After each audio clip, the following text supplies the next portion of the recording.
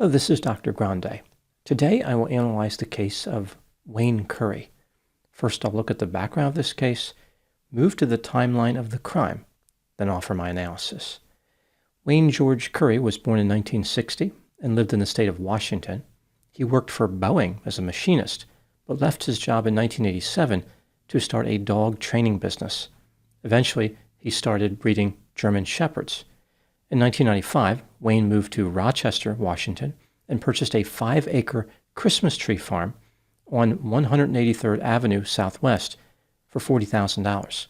Wayne built a kennel and operated a German Shepherd breeding and training facility called Kraftwerk Canine.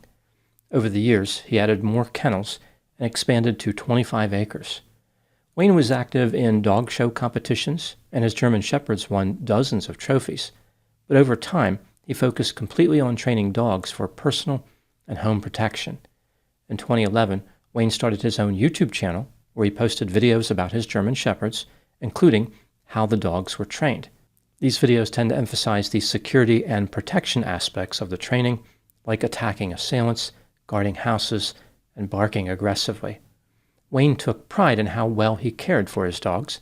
For example, the dogs had accommodations which included climate-controlled areas, heated floor tiles, and ceiling fans with lights.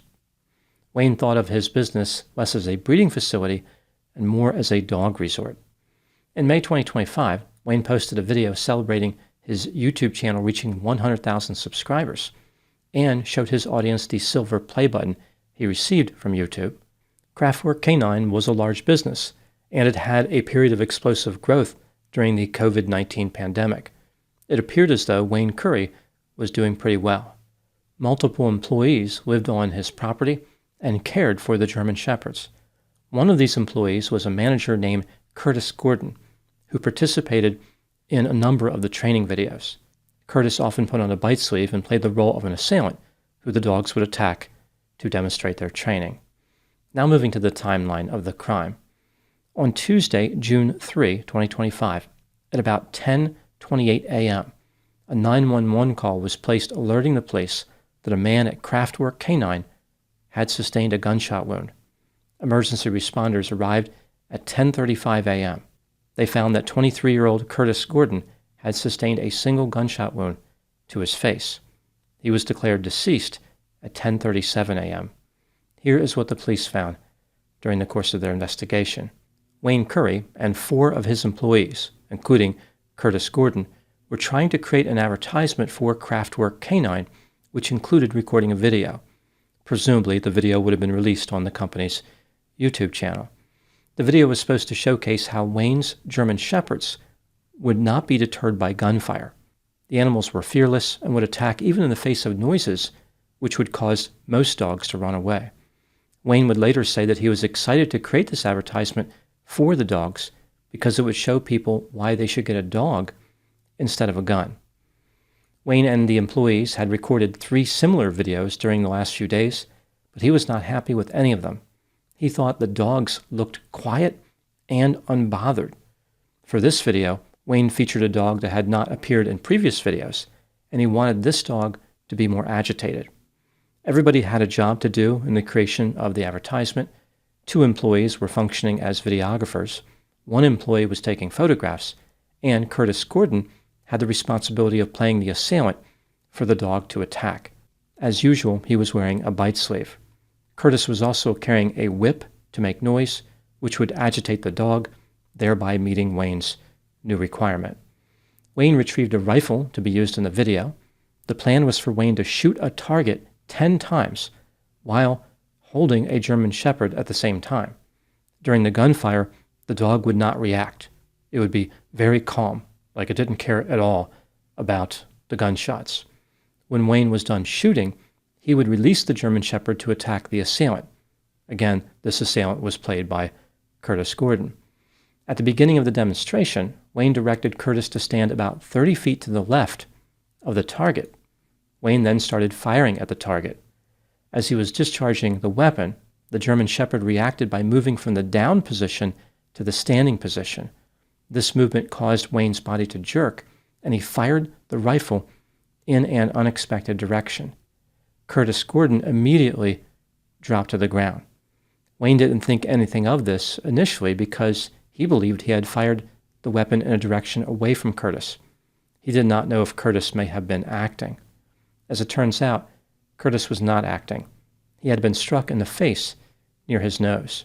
As I mentioned, Curtis Gordon did not survive. Wayne Curry was arrested and charged with first-degree manslaughter. In the state of Washington, a conviction on this charge carries a maximum of life in prison. Wayne does not have a criminal record. If he is convicted, it is very unlikely he will receive the maximum penalty. Based on these sentencing guidelines, he is probably facing somewhere between 6.5 and 8.5 years in prison. On June 6, 2025, Wayne Curry was released on a $250,000 bond. The court ordered him to avoid any contact with the 3 employees who witnessed the shooting. Allegedly, Wayne violated this no-contact order. He was returned to jail. At the time I'm making this video, Wayne Curry is working his way through the criminal justice system. Now moving to my analysis. One could make the argument that the shooting death at Kraftwerk Canine was an accident which was difficult to predict. The dog's unexpected movement caused Wayne to fire in a direction he did not intend to fire. Perhaps this was more like a tragic workplace death as opposed to a criminal action.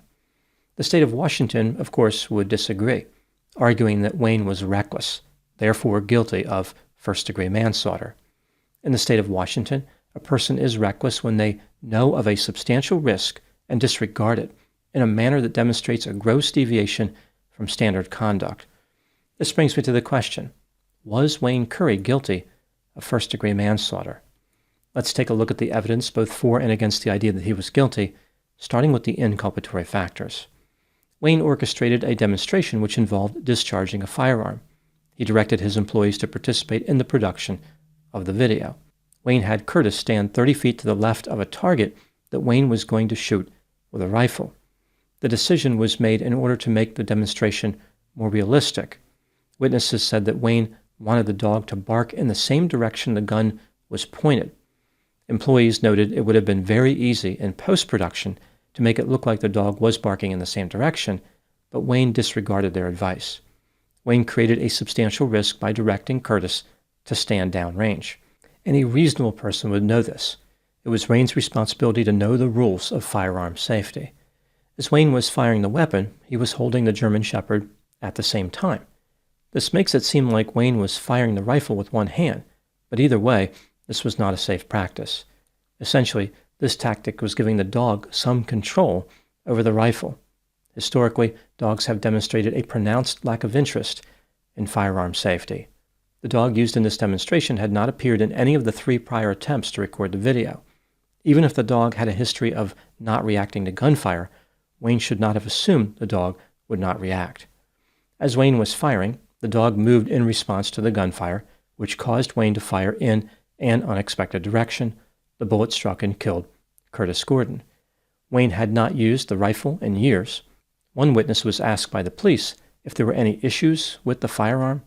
The witness indicated that Wayne was the issue, and he did not know how to handle a gun.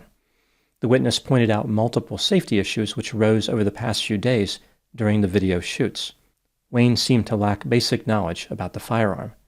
Employees indicated that Wayne would repeatedly swing the barrel of the weapon around and inadvertently pointed at them. Curtis told his family members that he was worried about Wayne's plan to use live ammunition because of Wayne's tendency to be careless with firearms. Curtis also indicated that Wayne had pointed loaded guns at employees and dogs in the past, sometimes as a joke. There's some evidence suggesting that Wayne had questionable moral character. For example, one witness said that Wayne was an aggressive person. Curtis said that he did not like Wayne, but worked for him because of the dogs. In September 2021, 3 women, all former employees, sued Wayne, saying that he fired them in 2019 for reporting sexual harassment in the workplace. In 2024, Wayne was ordered to pay them $220,000. On the website Glassdoor, Wayne had several negative reviews. For example, people said things like, "Wayne is a vile man," "Wayne is mentally unstable," "Wayne is the worst human," and "Wayne is a nightmare to deal with." Moving to the exculpatory factors, in many of his videos on YouTube, Wayne seemed to really have a genuine appreciation for the dogs that he raised. This is inconsistent with poor moral character. On the day of the shooting, Wayne definitely created a risk of harm by placing Curtis downrange, but one could argue it was not a substantial risk. It really depends on how far away the target was from Wayne. If anyone is standing in front of a shooter, that person is considered downrange, and the position is unacceptable as far as safety. However, some violations of this safety rule carry more risk than others. For example, if the target was only 10 feet away from Wayne and Curtis was 30 feet to the left, the angle would make it unlikely that Curtis would be shot accidentally.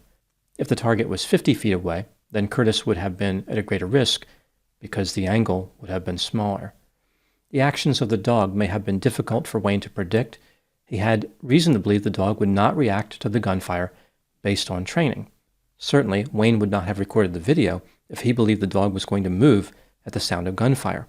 He was trying to demonstrate how the dog would fail to react. When considering all the evidence in this case, do I believe that Wayne Curry was guilty of first-degree manslaughter? Yes, I believe he was guilty beyond a reasonable doubt. As I mentioned, having someone downrange of a shooter is always a safety violation. What do I think happened in this case? This is just a theory, my opinion. Wayne Curry made a living selling dogs that were good for protection. His customers wanted to see demonstrations of the dog's impressive abilities in this area. In order to video record an amazing demonstration, Wayne took unnecessary risks. For example, he used live ammunition, he was unfamiliar with the rifle, he placed an employee downrange, and he fired the gun while holding a dog. Despite all the risks that Wayne took, the fatal shooting was still a low probability event. There were many places that the bullet could have traveled which would not have caused a fatality. Into the ground, toward the sky, into a tree. It could have struck Curtis and caused a non-lethal injury, but that is not what happened. The bullet traveled in the worst possible direction. Several unlikely occurrences conspired in this tragedy. The dog caused Wayne to jerk, the rifle moved toward Curtis, and the bullet fatally struck him. The probability of this happening was probably something like 1 in 20,000, which of course supports the idea that Wayne could not have predicted the outcome. The problem for Wayne is that the probability would have been 0 if he had not used live ammunition. He created the environment where the tragedy could occur, even if it remained unlikely. If this case goes to trial, Wayne's best chance of an acquittal is probably to demonstrate how the tragedy was difficult to foresee, but I would be surprised if this tactic could overcome his alleged history of misbehavior in the area of safety. When a person repeatedly takes chances, it's just a matter of time before they pay the price. Now moving to my final thoughts. Wayne was proud that his dogs were not dangerous. For example, he claimed they were safe to be around children, yet he wanted people to purchase the dogs for their aggressive traits. The dogs were supposed to be scary on command, intimidating, obedient, and unshaken by chaos. In his mission to prove that a dog was more effective than a gun, Wayne managed to demonstrate something else entirely, that a human being is the most dangerous of all. The tragedy wasn't caused by a disobedient dog or a malfunctioning weapon. It was the result of a man whose judgment was so poor, he believed he had mastered both. Those are my thoughts on the case of Wayne Curry. Thank you so much for watching. I'll talk to you soon.